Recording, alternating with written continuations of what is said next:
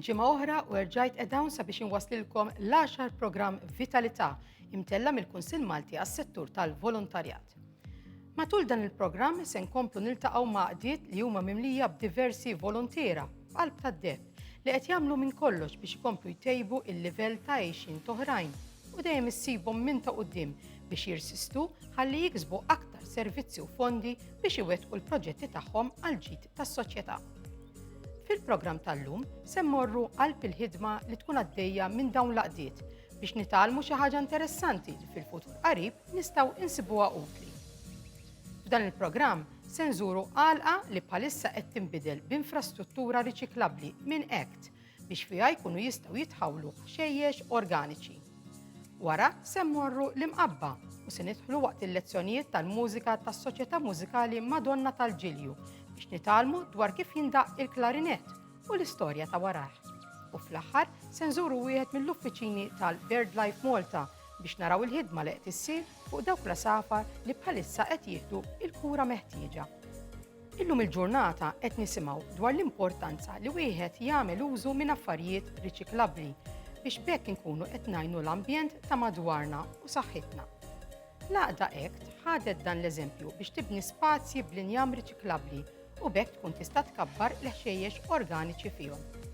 Għaldaqstant se niltaqgħu ma' Andrew Spiteri biex jispjegalna dwar inizjattiva li bdiet 8 xhur ilu u llum qed tħalli l-frott mixtieq bi ftit flus.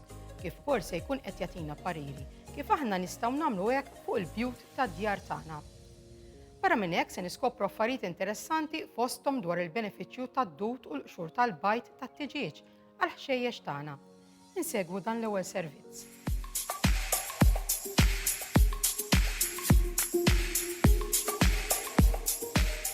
Jiena Andrew, qed naħdem fuq dal proġett ma' ACT bħala volontarjat. Din l-għalqa ġiet mogħtija mill-ant il-kajkaj bidwi ta' ħdejna illi ma jistax jutilizza ħabba li m'għandux ħamrija hija ġeblija ħafna. Biex nutilizzaw aħna ddeċidejna nagħmlu xi infrastruttura ħalli nkunu nistgħu nkabbru l-ħaxix tagħna. L-ewwel ħaġa li bnejna flimkien, ovvjament minn l-esperjenza, kienet l-uħ tar-riħ għas-siġar, u mbagħad iddeċidejna li flok nagħmlu dawn il-uħ nagħmlu raised beds li jistgħu kemm jilqgħu ir-riħ tas-siġar kif ukoll inkabru l-ħaxix fihom. B'dan il-metodu jistgħu wkoll jutilizzawh in-nies tad-dar li għandhom forsi bejt jew għandhom terazzin kbir. Li fih jistgħu jpoġġu ħaxix illi jieklu. Kif ukoll pjanti oħra jekk jittexiedu jsebħu il-gallerija jew il-bejt tagħhom.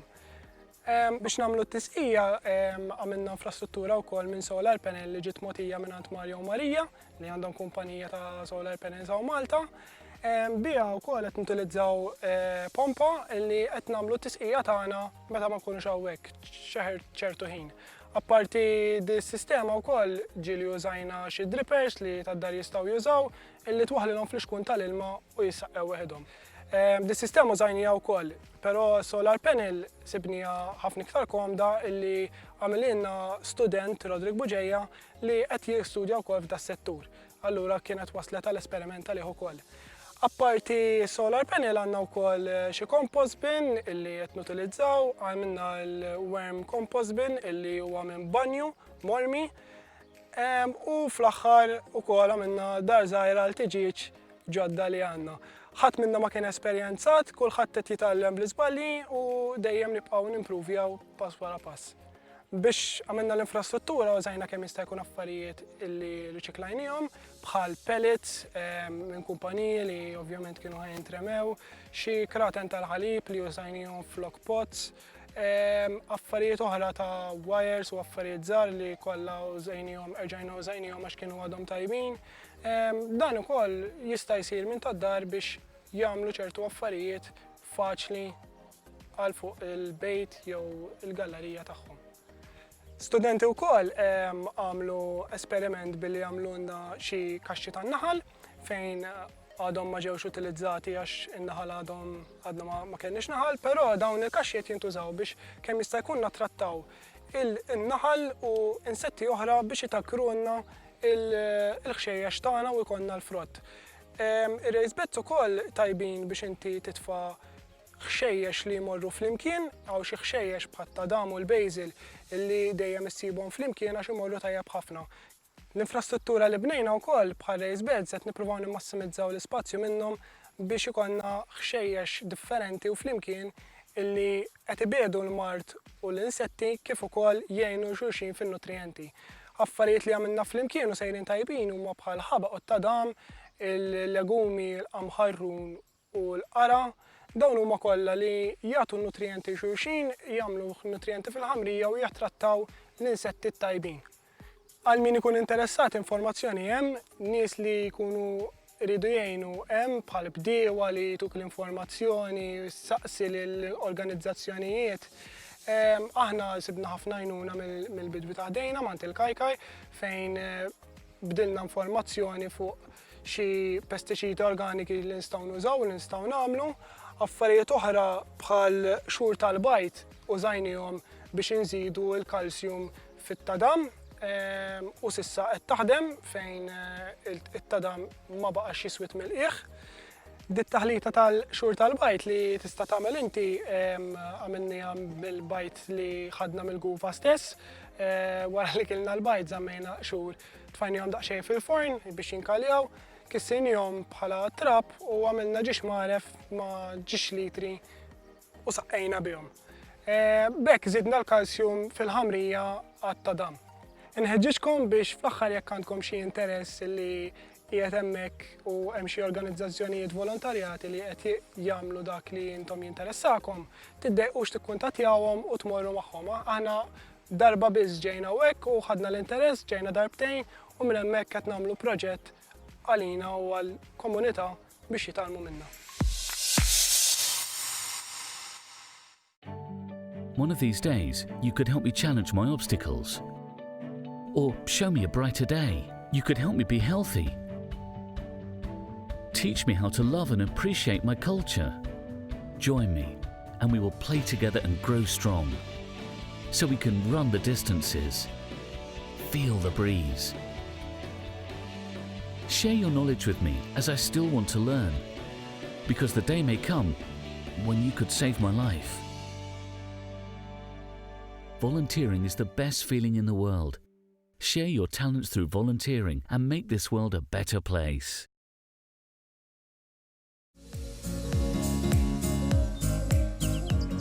F'Malta jeżistu aktar minn 91 każin tal-banda li ħafna minnhom joffru lezzjonijiet tal-mużika li dawn ikunu bla ħlas.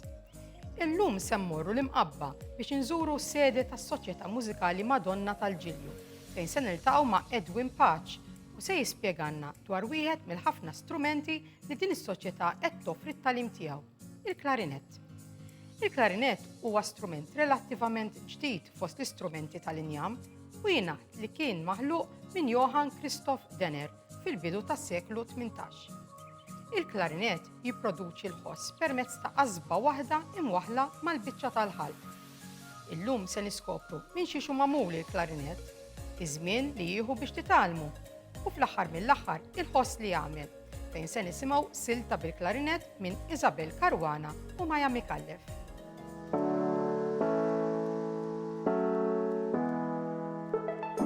Fissem is-Soċjetà Mużikali Madonna tal-Ġilju nixtieq nirringrazzjakom tal-preżenza tagħkom hawnhekk li ġobkom tiġu fis-sede tagħna. Ta' dan kollu aħna nirringrazzjawkom. Is-sede tagħna din is-sena qegħdin niċċelebraw il-75 sena bħala banda. Għax attwalment is-soċjetà hija mibnija mill-1911. Però bħala banda ilha waqfa 75 sena. Il-priorità tas-soċjetà tagħna hija fuq kollox it-tagħlim tal-mużika. Il-mużika tiġi l-ewwel post, għaldaqstant fejn qegħdin f'din il-binja u hekk. Għandna l-post fully soundproof. Fih investew somma tajba, hawnhekk nixtieq nirringrazzja l-Aġenzija Żgħażagħ tal-għajnuna dejjem li dejjem sibna minnhom. U l-post jippermettilek li tkun tista' tagħmel lezzjonijiet u meta niġu għall-banda wkoll nagħmlu rehearsals u anke recordings issa nistgħu nagħmlu fil-binja tagħna.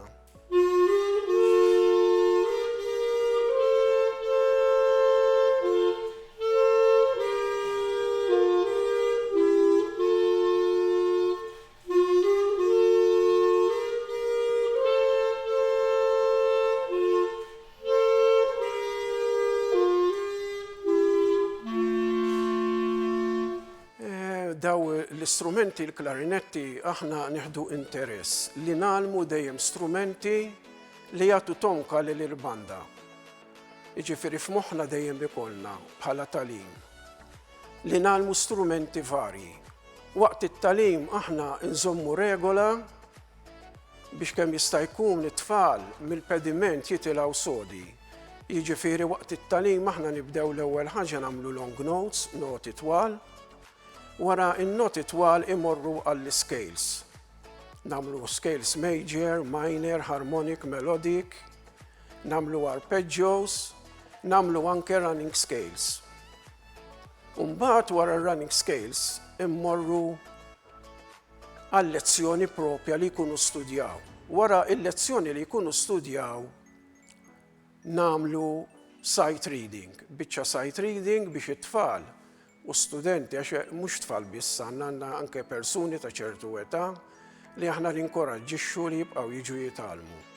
Importanti ħafna meta wieħed ikun qiegħed jgħallem li qabel bniedem jibda idoq l-istrument, l-ewwel net propjament tipprova tifhem x'istrumenti l-persuna tixtieq titgħallem. U jekk jidrilna li jkun adattata x'is-soċjetà tipprovdi kemm tagħlim u kemm strumenti bla ħlas, u hekk l-istrumenti konna, allura dak l-istrument naddulhom. Bħala klarinett, ħan nitkellem fuq il-klarinetti. L-ewwel ħaġa li nridu nqabduhom il-klarinetti hija kif iżommu il-mouthpiece ġo ħalqhom hija importantissima. Il-mouthpiece kif għandha tinżamm ġo l-ħalq. Minn hemm titkun l-ewwel lezzjoni. Mbagħad warajja bniedem jipprova jfhemhom fuq il-qasba, ir-reed. Ir-reed hija importantissima għall-istrumenti tal-qasba, f'dar każ għall-klarinetti. Jiġifieri wieħed irid ifhem li r-reed li tmur mal-mouthpiece hija importanti. Tipi ta' mouthpieces hawn ħafna.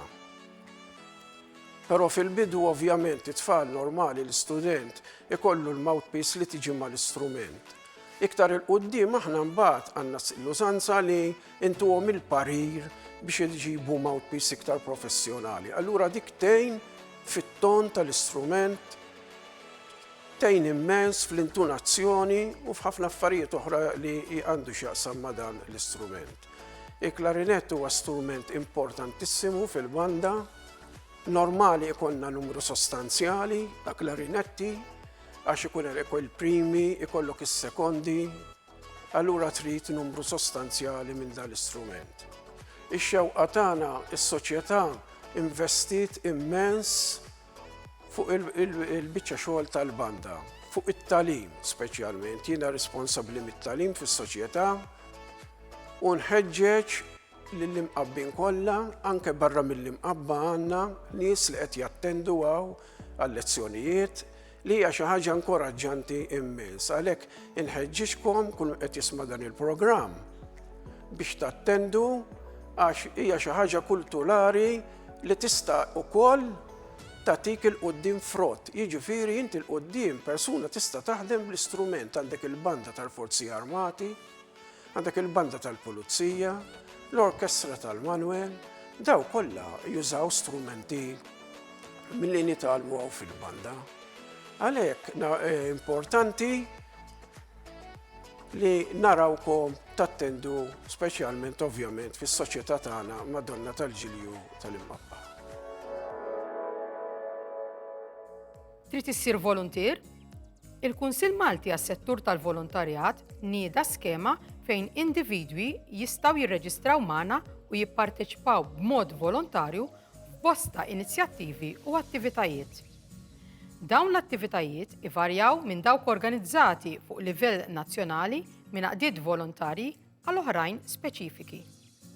Min hu interessat jista' japplika fuq is-sit elettroniku bil-link https://volunteers.mt jew ċemplu fuq 22 48 11 32. L-ambjent ta' madwarna umoni bi żbuħija ta' tipi differenti ta' qasafar li żgur ipaxxuna bid-dera kif ukoll blanja ħelwa tagħhom. Iżda sfortunatament mhux dejjem jistgħu jibqgħu jagħmlu dan minħabba xi inċidenti li jiġrilhom. Għaldaqstant se niltaqgħu ma' Daniel Moore minn BirdLife Malta fejn din l-għaqda qed tipprovdi kura għall safar midruba li dawn ikunu ġew irrappurtati mill-pubbliku in ġenerali waqt il-kaċċa jew eżawriti waqt li jkunu qed ipassu. F'dan is-servizz se niskopru it-trattament u l-kura li tingħata, iż-żmien li jieħdu biex jirkupraw u x'tip ta' ikel jingħatalhom sakemm jerġgħu lura fl-ambjent naturali tagħhom.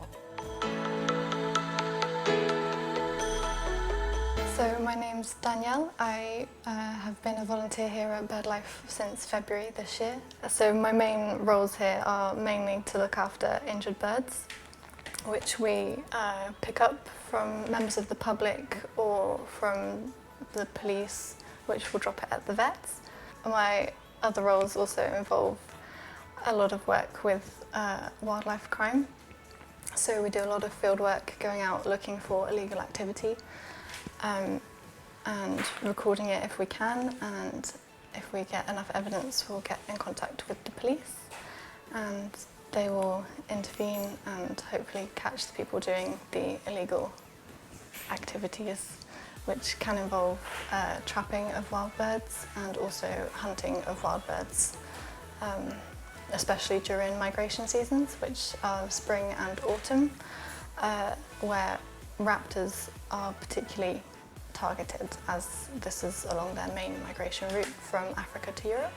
During migration, mainly the injuries are that they're shot, so broken wings a lot of the time, or injuries to their feet. Obviously not all of them make it, unfortunately, but we'll always do what's best for the bird. Outside of the migration season, we get some that are sick. So there's avian flu or botulism, where they eat the wrong food basically and make themselves sick because of the toxins that are found in the food, specifically around Matab, which is the landfill site. They eat a lot from there, especially the gulls, or seagulls as many people would know them.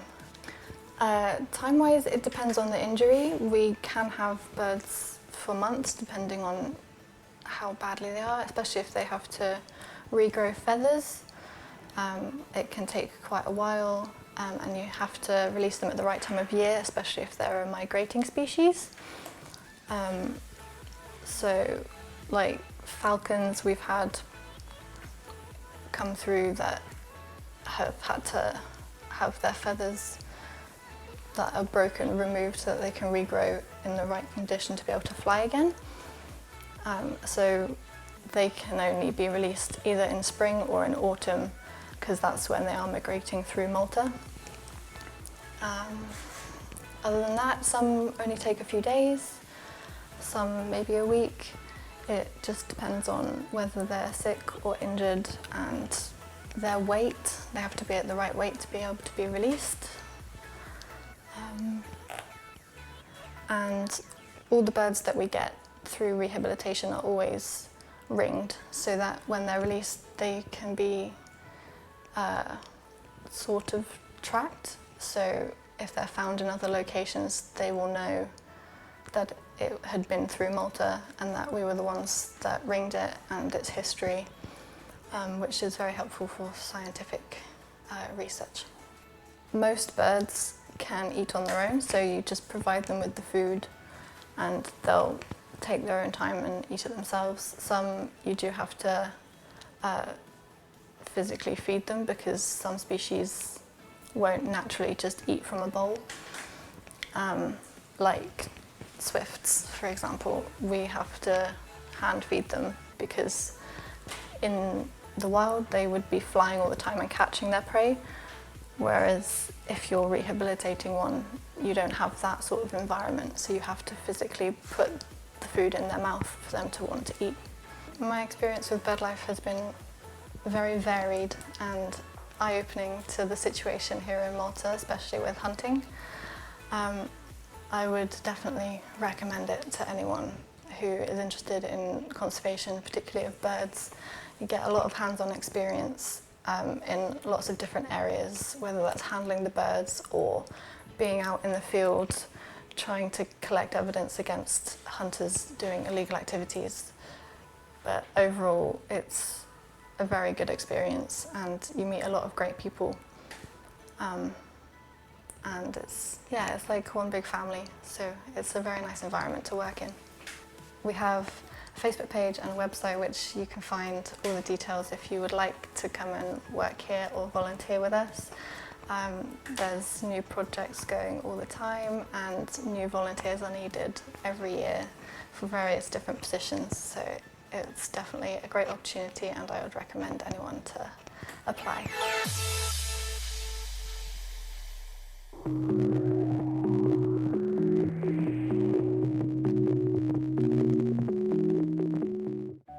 Għal dawn l-aħħar 3 snin jiena kont nifforma parti mill-Eżekuttiv tal-Kunsill Nazzjonali taż-Żgħażagħ. Li bħalissa nokkupa l-irwol ta' Segretarju Ġenerali, però volja kull minni 3 snin f'dan l-Eżekuttiv involvoluta fil-volontarjat tal-tul ta' żmien qabel. Minn kont żgħira minn dejjem kont interessata f'dan l-isfera u mhux biss fuq livell universitarju anke minn kont iżgħar. Speċifikament minnaħa tal-KNZ u jaqbel ħafna mal-ħajja personali tiegħi, speċjalment peress li jiena nistudja l-politika pubblika l-Università u dak huwa l-irwol li għandna aħna bħala KNZ li nippromovu iktar drittijiet għaż-żgħażagħ u rappreżentanza għaż-żgħażagħ Maltin u Għawċin. Jaqbel ħafna ma' dak l-istudji tiegħi akademiċi u dak li ħankun qed naħdem fil-ħajja tiegħi. Minn dejjem rajt kemm hu ta' valur li tkun involut fil-volontarjat, kemm kif diġà spjegajt fuq livell professjonali anke għandek l-element li tiltaqa' ma' nies ġodda tagħmel ħbieb ġodda, però wkoll il-fatt li tiltaqa' ma' nies oħra qed tespandi il-knowledge tiegħek kif ukoll l-opinjonijiet tiegħek li fejn qabel forsi kien ikollok views kemm xejn close-minded, iktar tibda tifhem minnaħa l-aspetti l-oħra l-opinjoni ta' nies oħra. Minnaħa tal-MCVS aħna għajna ħafna għajnuna, speċjalment bħala fondi bħala Civil Society Fund biex aħna se nirrepreżentaw iż-żgħażagħ barra minn Malta, kif ukoll għajnuniet loġistiċi, pereżempju llum qed nużaw l-uffiċċju biex nagħmlu waħda mis-sessjonijiet tagħna. Waqt il-programm tal-lum rajna kif nistgħu nagħmlu użu minn materjal riċiklat biex nibnu infrastruttura għal ħxejjex u l-pjanti fid-djar tagħna. Skoprejna kif jindaq il-klarinet u l-istorja ta' warar. Kif ukoll rajna il-kura li qed tingħata li dawk l-asafar li jkunu midruba. Bħal dejjem il-programm nagħlqu bi kwotazzjoni li llum hija ta' Gandhi. L-aħjar mod biex issib ruħek huwa li titlef lilek innifsek fis-servizz ta' ħaddieħor. Fl-għeluq ta' dan il-programm ma nistax ma nirringrazzjax lit-tim kollu wara l-produzzjoni tal-programm Vitalita, kif ukoll il-laqdiet volontarji kollha li qed jiftħu l-bibien tagħhom għalina. Filwaqt li nixtieqilkom ilkoll il-kumplament tas-serata tajba, inħeġġeġkom sabiex terġgħu tingħaqdu miegħi nhar it-tnejn wara l-aħbarijiet tas-sitta għall-programm ieħor Vitalita.